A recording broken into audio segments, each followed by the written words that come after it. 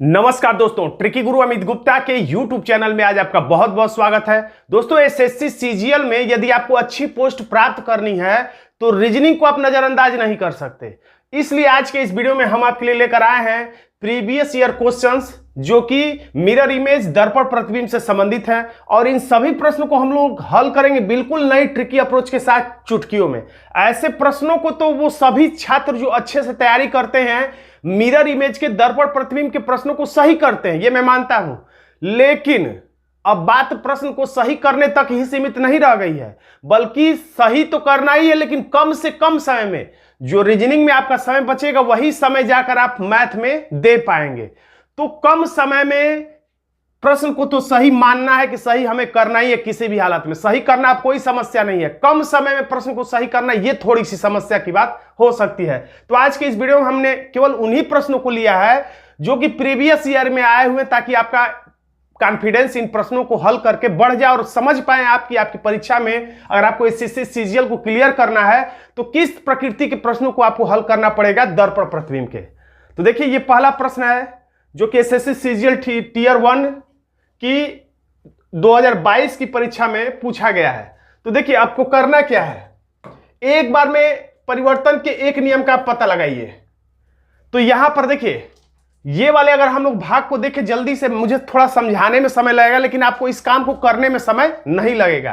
तो ये भाग जो है ऊपर है काला वाला और बाएं साइड में है। तो दर्पण प्रतिबिंब में ऊपर की चीज ऊपर, नीचे की चीज नीचे रहती है, दाएं की चीज बाएं, बाएं की चीज दाएं दिखाई देने लगती है। जल प्रतिबिंब में ऊपर की चीज नीचे, नीचे की चीज ऊपर जाती है, बाएं दाएं में कोई परिवर्तन नहीं होता। यानी जल प्रतिबिंब और लंबवत दर्पण प्रतिबिंब एक दूसरे के अपोजिट होते हैं। तो ये काला वाला भाग बाएं है और ऊपर है, यानी बाएं और दाएं होना चाहिए। अब दाएं और ऊपर काला भाग होना चाहिए। ऊपर काला भाग दाएं साइड में, तो इसमें भी है, इसमें भी है, इसमें भी है, इसमें नहीं है। तो बस ये विकल्प कट पाया, एलिमिनेट हो गया एक। अब इसमें जो काला वाला भाग है इस वृत्त का दाएं साइड में है, तो अब काला वाला भाग बाएं साइड में भी चाहिए और ये पूरा का पूरा वृत्त भी बाएं साइड में चाहिए। पूरा वृत्त भी बाएं साइड में और काला वाला भाग भी बाएं साइड में। किसमें है बचे हुए विकल्प? इसमें नहीं है, बाएं साइड में काला वाला भाग। देखिए ये, तो ये भी कट गया। अब ये दो विकल्प बचे। तो अब ये तीर का मुंह देखते हैं हम लोग। तो ये तीर दाएं साइड में जाता हुआ दिख रहा है, तो हमें दाएं साइड में चाहिए। तो दाएं साइड में किसमें है? तो देखिए इसमें है। पूरा का पूरा भी बाएं से दाएं आएगा और मुंह भी इसका दाएं हो जाए, क्योंकि दर्पण प्रतिबिंब में आप अगर विस्तार से पढ़ेंगे तो आपको पता होगा कि दो परिवर्तन होते हैं। एक अपने स्थान पर आकृतियां दाएं से बाएं परिवर्तित होती हैं और एक पूरा का पूरा। ज्यादा विस्तार में न जाते हुए हमारा आंसर हो गया विकल्प 2।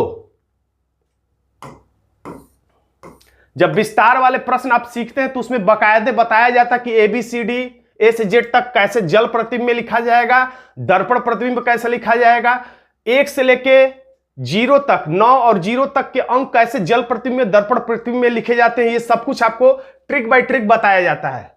तो देखिए आंसर है 2। अगला प्रश्न है ये जो कि एसएससी सीजीएल की परीक्षा में आया हुआ है, कहीं और आया हुआ नहीं है। कोई भी फालतू का इसमें प्रश्न नहीं है। तो कोई भी आप भाग ले लीजिए। जैसे त्रिभुज का ये जो भाग है, काला वाला भाग किस साइड में है? दाएं साइड में। तो अब रहना चाहिए बाएं साइड में। इसमें भी है, इसमें नहीं है, काट दीजिए। इसमें भी बाएं साइड में रहना चाहिए, नहीं है, काट दीजिए।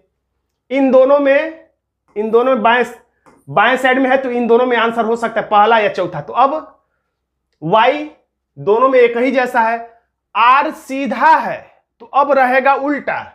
तो r उल्टा किसमें है? इसमें है, और इसमें भी r उल्टा, इससे भी नहीं पता चला। अब l सीधा है तो फिर l उल्टा होगा, तो l उल्टा इसमें है और इसमें, लेकिन सीधा का सीधा ही रह गया। No change, wrong answer.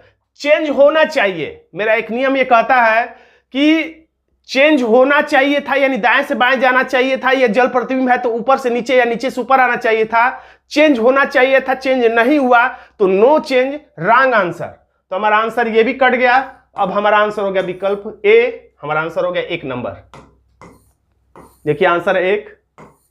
अगला प्रश्न है, इसमें भी हम लोग ध्यान से देखेंगे। अब इसमें थोड़ा ध्यान से देखेंगे तो ये आकृति जो ये ऊपर वाला भाग है, ये ऐसा त्रिभुज जैसा नहीं है। ध्यान से देखेंगे इस आकृति को, तो थोड़ा मैं विस्तार से बनाऊं तो आपको समझ में आने के लिए। 90 अंश का कोण इधर बनेगा, इधर नहीं बनेगा। जैसे इसमें 90 अंश का कोण इधर बनेगा, इस साइड में नहीं बनेगा, यानी ऐसे जाता हुआ है। तो ये 90 अंश का कोण बाएं साइड में बन रहा है, तो अब 90 अंश का कोण दर्पण प्रतिबिंब में किधर बनेगा? दाएं साइड में। तो इसी को देखते हैं। तो इसमें दाएं साइड में 90 अंश का कोण नहीं बन रहा है, ये भी आंसर गलत है। इसमें भी इधर 90 अंश का कोण नहीं बन रहा है, ये भी गलत है। अब इन दोनों में भी 90 अंश का कोण दाएं साइड में बन रहा है, इन दोनों में से कोई हमारा आंसर हो सकता है। अब अगला देखते हैं। आर सीधा है तो उल्टा लिखा रहेगा, और कहां लिखा रहेगा? दाएं साइड में। दाएं साइड में आर उल्टा इसमें है, लेकिन इसमें सीधा ही रह गया, तो ये भी हमारा कट गया। हमारा आंसर हो गया 3 नंबर। देखिए यहां पर मैं बहुत विस्तार से आपको नहीं समझा रहा हूं, नहीं तो इसका सारा सिस्टम है दर्पण प्रतिबिंब समझाने का, स्टेप बाय स्टेप सारे ट्रिक बताना, सारे वर्णमाला के अक्षर जल और दर्पण में लिखवाना, अंक लिखवाना, और सब कुछ जब विस्तार से होता है और सारे ट्रिक सामने होते हैं तो आप उत्तर तक आराम से आसानी से पहुंच पाते हैं। अगला प्रश्न ये भी एसएससी सीजीएल का ही है, कहीं और का नहीं है। तो इसको अगर हम लोग हल करें तो देखिए आर सीधा है और बाएं साइड में है, तो आर अब उल्टा होगा और दूसरा परिवर्तन की दाएं साइड में होगा, यानी दाएं साइड में आर उल्टा रहे। इसमें है नहीं है उल्टा, आर सीधा ही रह गया है। इसमें आर उल्टा है, इसमें आर उल्टा है, इसमें आर उल्टा है और दाएं साइड में भी है, तो ये हो सकता है। अब के उल्टा है तो अब सीधा हो जाएगा, और किधर हो जाएगा? बाएं साइड में। तो बाएं साइड में सीधा के, बाएं साइड में सीधा के रहना चाहिए था, इसमें उल्टा, ये नहीं होगा। अब इन दोनों में के सीधा, तो इन दोनों में आंसर हो सकता है। अब ध्यान से देखेंगे तो स्टार के नोक कितने? 1 2 3 4 5, तो ये 5 नीचे है, तो 5 स्टार नीचे ही होगा। ऊपर देखिए 1 2 3 4 5 स्टार, इसको मैंने गलत गिन दिया शायद, 1 2 और ये एक छूट गया था, 6। नीचे 6 स्टार है, नीचे 6 स्टार नोक वाला है, ऊपर 5 वाला। तो दर्पण प्रतिबिंब में नीचे की वस्तु ऊपर नहीं जाती, ऐसा जल प्रतिबिंब में होता है। ये 6 नोक वाला नीचे है तो नीचे ही रहेगा, तो 6 नोक वाला नीचे किसमें है ये चेक कर लीजिए। जो बचा हुआ विकल्प है ये दोनों कट ही गए हैं, तो इसमें 1 2 3 4 5 6, इसमें 6 नोक है, इसमें 1 2 3 4 5 ही नोक है, यानी हमारा आंसर चला गया विकल्प 2 के साथ। तो ज्यादा नहीं ध्यान देते हुए हम लोग आंसर तक पहुंच गए 2। अगला प्रश्न वर्णमाला और अंकों को लिखा गया है। अगर आपने वर्णमाला के अक्षरों और अंकों को लिखने की प्रैक्टिस की होगी तो देखते ही आप बता देंगे। तो 7DISC इसको पढ़ लीजिए। आपने पढ़ा किधर से? बाएं से दाएं, लेकिन आप खोजेंगे दाएं से बाएं इन अंकों को, क्योंकि दर्पण प्रतिबिंब में दाएं की वस्तु बाएं, बाएं की वस्तु दाएं चली जाती है अपने स्थान पर भी और पूरा का पूरा भी। तो क्या पढ़ेंगे? 7DISC। अब इधर से इसमें चेक करेंगे, 7DISC इसमें है, 7DISC नहीं है, कट गया। 7 है ही नहीं, कट गया। 7 है ही नहीं, कट गया। 7DISC एक ही बचा था, तो यही उत्तर होना था और यही उत्तर है भी। या तो आप बाएं से दाएं पढ़िए, या इधर शुरू से पढ़ना चाहते हैं तो 5EGR इधर से पढ़ना पड़ेगा, 5GR। आंसर हो गया 4। अगला प्रश्न इसी पैटर्न पे है। देखिए अब इसमें BRIGST 2-4 अक्षर पढ़ लीजिए एक बार में, फिर 2-4 अक्षर और पढ़ लीजिएगा। BRIGST सीधा लिखा हुआ है तो अब उल्टा लिखा रहेगा। आपको पता होगा, अगर आपने वर्णमाला के अक्षरों को जल और दर्पण प्रतिबिंब में घर पे लिखा होगा, आपको किसी ने प्रैक्टिस कराया होगा। BRIGST बाएं से दाएं है, तो अब दाएं से बाएं यही अक्षर खोजेंगे, लेकिन उल्टा। तो B से शुरुआत होना चाहिए, नहीं है B से शुरुआत, इसमें भी नहीं, इन दोनों में हो सकता है BRI, लेकिन ये T लिखा है, तो ये भी कट गया। तो एक ही विकल्प बचा, तो इसको चेक बिना किए आप 4 नंबर को टिक करके आगे बढ़ सकते हैं और अपना समय बचा सकते हैं। तो दोस्तों आज का ये छोटा सा लघु वीडियो आपको कैसा लगा कमेंट बॉक्स में जरूर लिखेगा। वीडियो अच्छा लगा तो वीडियो को लाइक कर दीजिएगा, इसे अपने दोस्तों में शेयर जरूर कर दीजिएगा, और एसएससी सीजीएल रीजनिंग की तैयारी के लिए इस चैनल को सब्सक्राइब जरूर कर लीजिएगा।